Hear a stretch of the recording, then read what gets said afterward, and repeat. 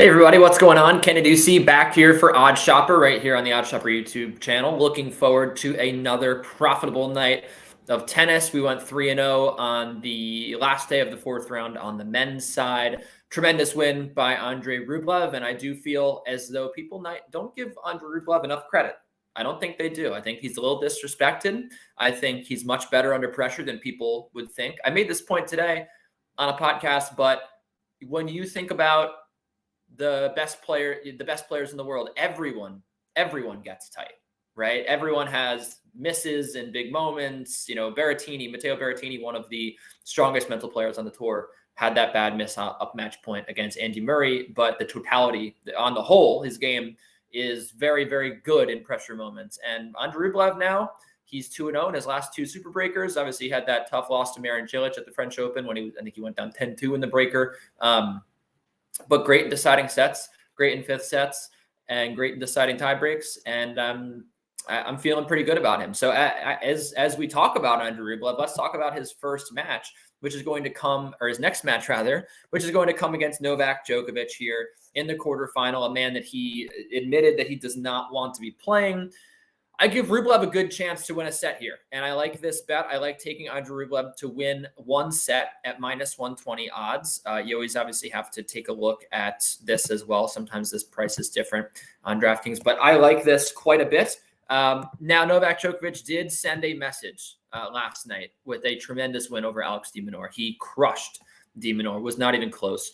And I'm not trying to say that Andrei Rublev is not going to win a set here, but I am going to explain the head-to-head here. Djokovic obviously up 2-0. Now, one pro in the Andrei Rublev corner is that I don't put much weight into these ATP Finals matches.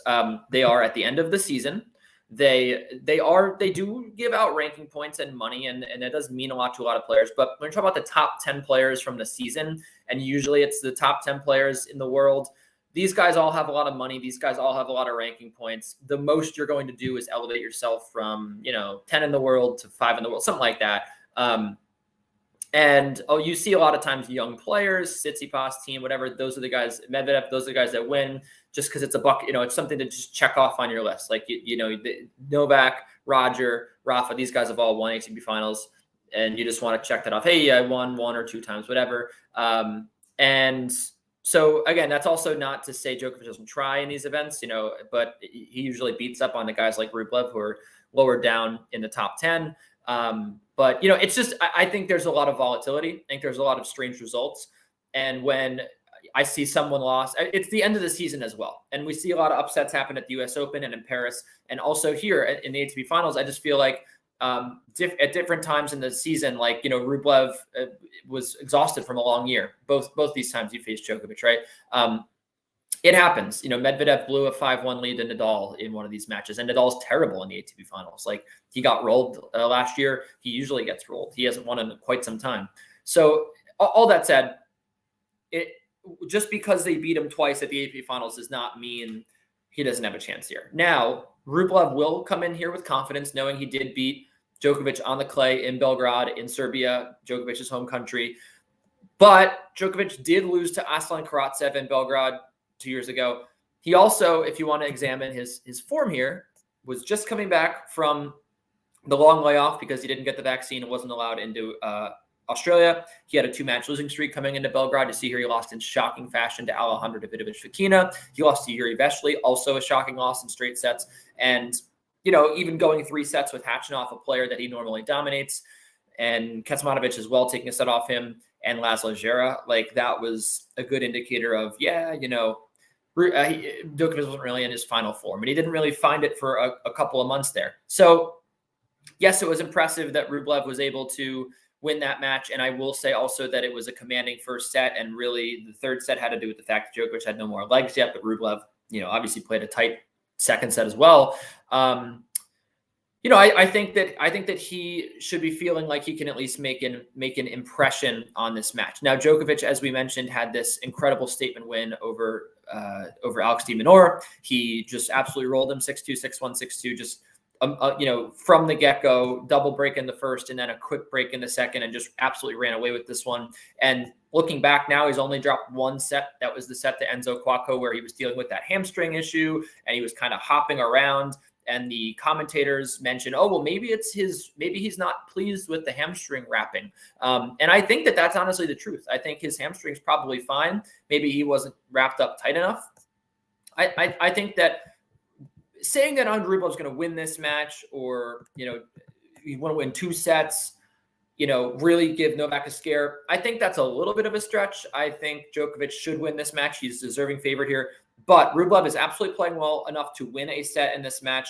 When you consider the fact that he plays first strike tennis, he plays super aggressive. That's the way you beat Djokovic, right? You don't beat Djokovic just hitting the ball back to him, going for sort of low percentage shots, and hoping he makes a mistake. You win by taking it to him. You win by trying to hit the lines, trying to go for the low percentage shots. Rublev's done that very well at this tournament. I think that he absolutely can take 1 set in this match. And again, I would implore you to respect Andre Rublev, respect the people that he's taken down, because this man is playing some really excellent tennis. I mentioned that you can get this at -120 on the DraftKings Sportsbook. If you are not signed up yet for the DraftKings Sportsbook, we have an amazing deal for you. You can bet $5 and win $200 instantly. It's that easy. It's the best deal we've ever had with the Sportsbook. The information is down below. You can click the link there and follow through to get the $200 in free bets. And if you or somebody has a problem with gambling, please call 1-800-GAMBLER. You also have to be 21 or older to gamble in most states. Definitely check that deal out, though. Definitely check out Rublev to win 1 set at -120. I want to move on to the next match that we have to talk about here.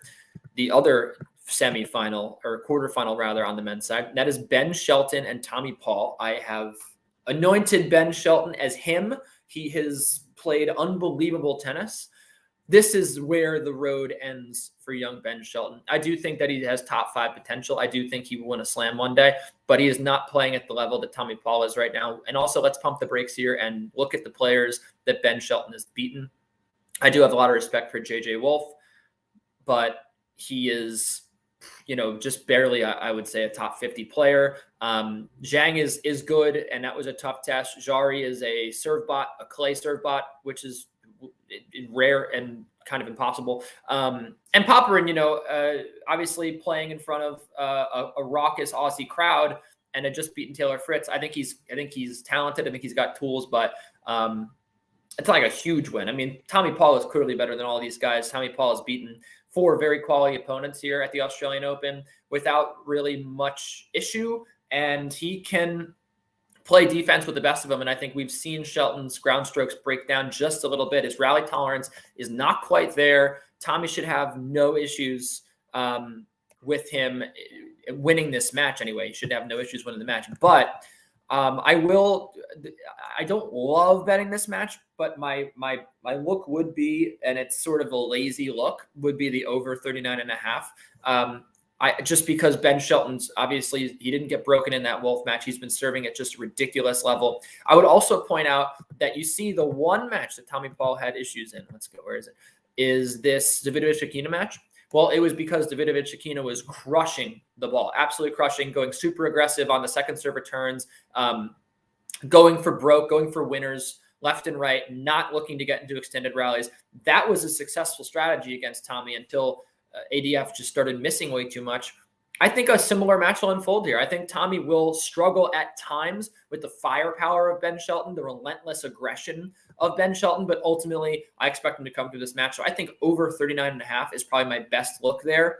And it might be a spot where it might be a live spot. It might be a match where you want to bet live. You may want to bet live on Ben Shelton's spread. You might want to bet live on Tommy Paul after Ben Shelton takes the first, what have you. But I would say the best place to be, if you're going to be live betting, sweating live, is definitely our Discord. You can get access to some of the best data-driven minds around. You can join an amazing community of sports bettors. There's information below. The first week, absolutely free. So you can get this. You can sweat out tennis all week, and then it's just $19.95 afterwards. Definitely take a look at that. Our Discord channel is where you want to be. And before we get out of here, want to once again talk about another WTA match I'm seeing value in. Karolina Pliskova and Magda Linette.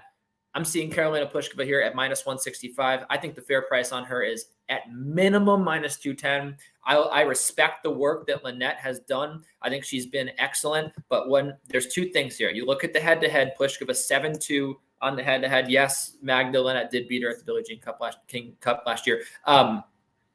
But Pliskova, man, on these surfaces with the low bounce, I think she's absolutely deadly. She's been hitting the ball so clean. She obviously has one of the biggest serves and forehands in the world and has been number one in the world before without even winning a slam. And she's dangerous in these slams, man. Like, I don't know what else to say. I don't know what else she has to do. She is a very dangerous player. She's still only 30 years old. She's made the semis here before. She's made the quarterfinals twice. She's very experienced in Grand Slams. Linette does not have that same level of experience. I think the stage could be too big for her. But mainly, I just think she left herself open to she left herself vulnerable in this last match against Carolina Garcia. Garcia had a bunch of winners lined up, just couldn't hit them, couldn't convert. And mad respect to Linette for an amazing run here. Alexandrova is not an easy player to beat. Obviously, Annette Kontaveit, one of the best players in the world.